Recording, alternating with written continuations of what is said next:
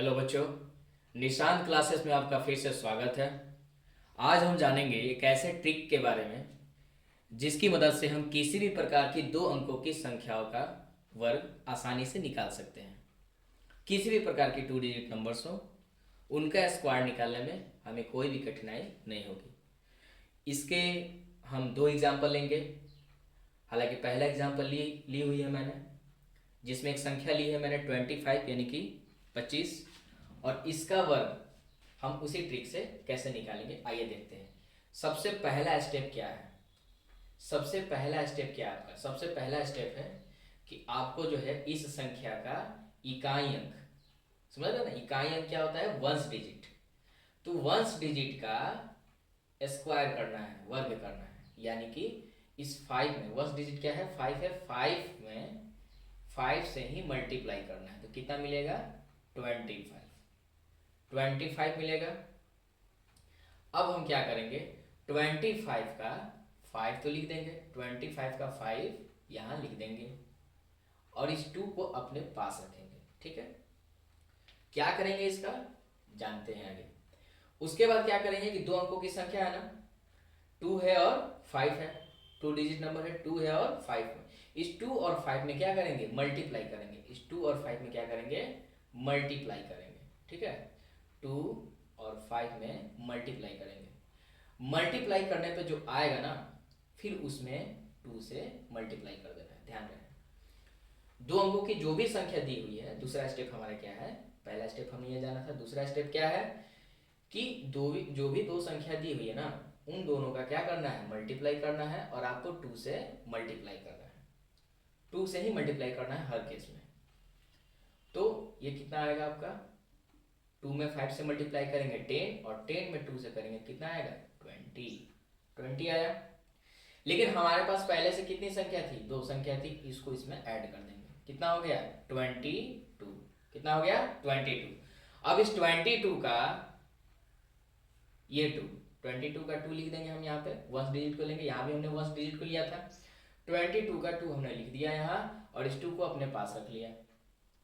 इसके बाद हम क्या करेंगे? तो इसके टेंस डिजिट वाले संख्या को लेंगे, यानी कि दहाई अंक वाले संख्या को।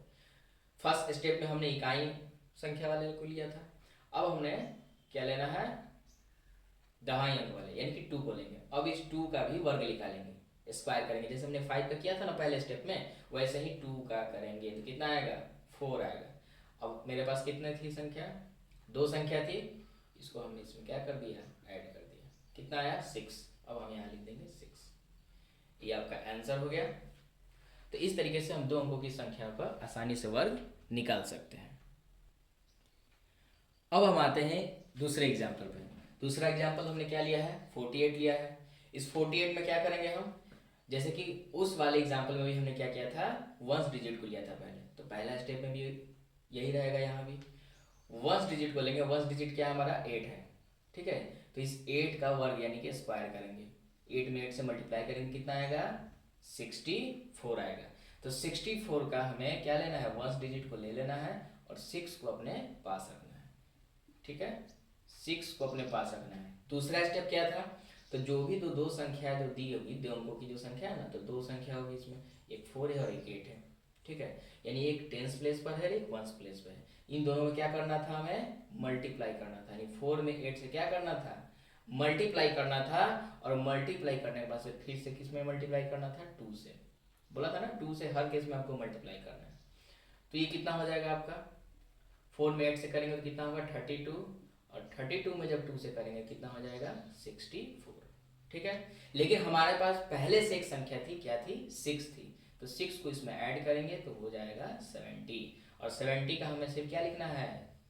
0 लिखना है, और 7 को अपने पास रखनी है। ठीक है, अब हम आते हैं लास्ट स्टेप। लास्ट स्टेप क्या था हमारा?